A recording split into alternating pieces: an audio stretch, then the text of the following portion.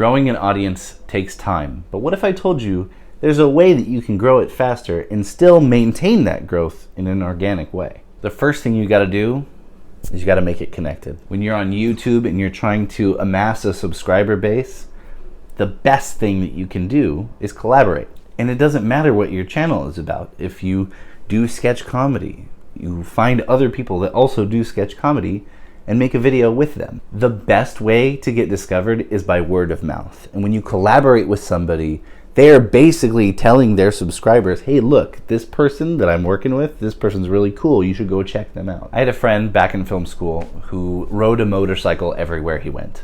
And he bought a GoPro for his helmet. And he would just make YouTube videos of him hauling ass around Orange County. Eventually, he met up with another YouTuber who did the same thing. And they did a video together, just riding around this one area. And the next day, he had 1,000 more subscribers because the audience from that other person that he collaborated with migrated over to his channel. Now, the trick of that is definitely finding creators who are in a similar subscriber bracket, meaning that they have a similar number of subscribers as you. What you are trying to create is audience incentive to migrate over to the other channel and vice versa. If you only have 300 subscribers and you reach out to try to collaborate with someone that has over 1 million, they're gonna probably laugh at you, or at best politely decline, because you don't provide enough incentive at the level that you're at. While it would be a huge boost for you to be exposed to their audience, if you only have 300 subscribers and they have 1 million, they're not going to care. It would do nothing for them, that collaboration. When you have a small following and you consistently try to work with people at your same level, you will grow in spurts. And as you grow, your options do too.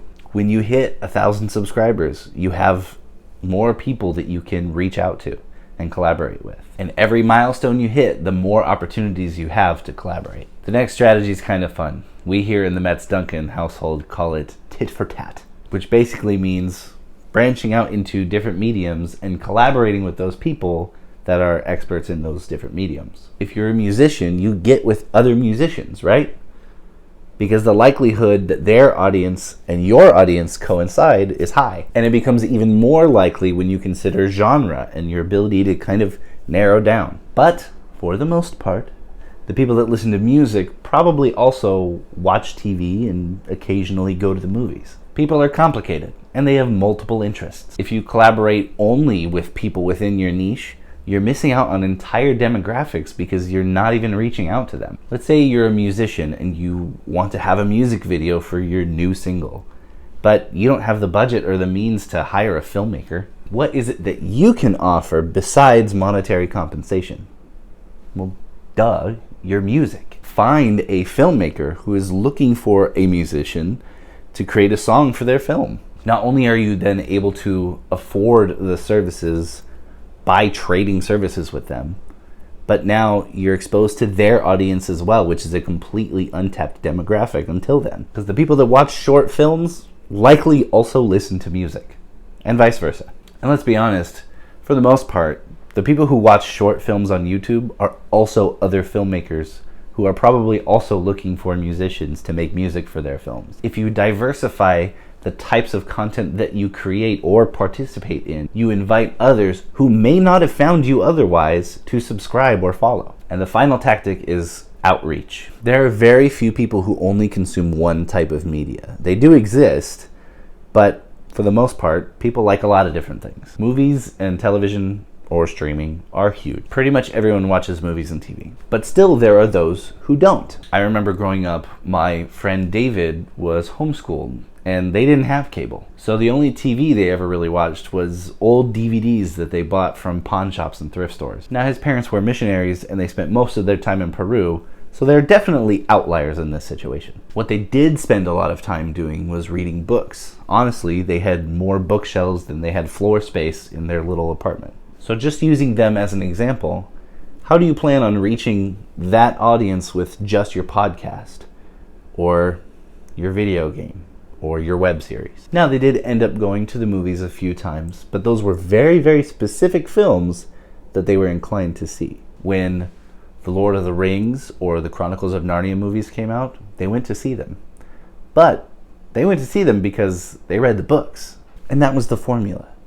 Because they had read the books together, they went to go see the movies. If they read it, they were more likely to go see it. If they had no pre-awareness of it whatsoever, their interest was minimal to none. So if I had a film that was coming out in theaters and I wanted people to go see it, I would do everything in my power to put that release date on their minds. And if I wanted to reach the widest audience possible, I would be casting the widest net. So for my friend David's family and other people like them, the best teaser trailer that I could possibly make is a book that is set in that narrative universe. And there would be questions that the book asks that only the movie can answer. So when that film comes out, their incentive to see it is super high. So to wrap up, you want to network with people in your field and grow at the same level, collaborate with other people in other fields and become their go-to person, and diversify your content and cast the widest net possible.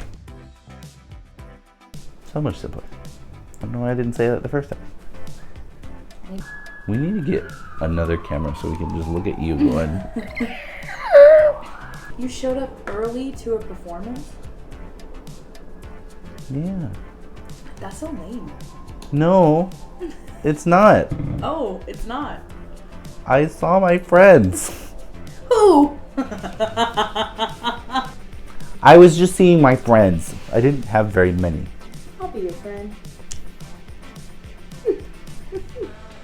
Just don't want it too much, you know? I don't think I can do that. I want it too much. I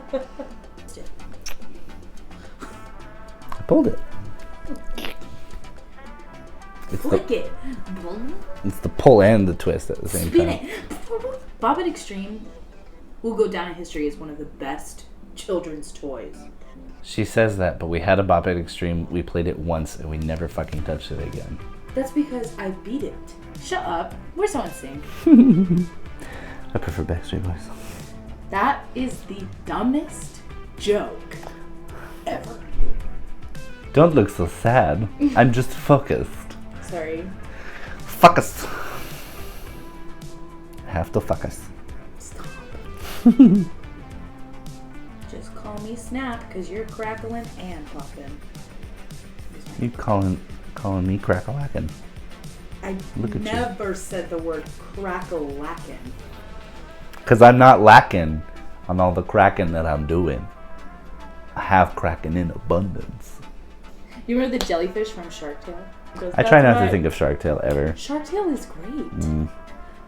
That's where I first heard car wash. Yeah, where I first heard car wash? The radio. What happened? I don't know. People like multiple things. Like, meow, meow, meow. That sounds like your brother. That's my impression of my brother. Plenty of... Peaches, peaches, peaches, peaches, peaches. It's in my head. It won't. I go know. away. It's in my head too.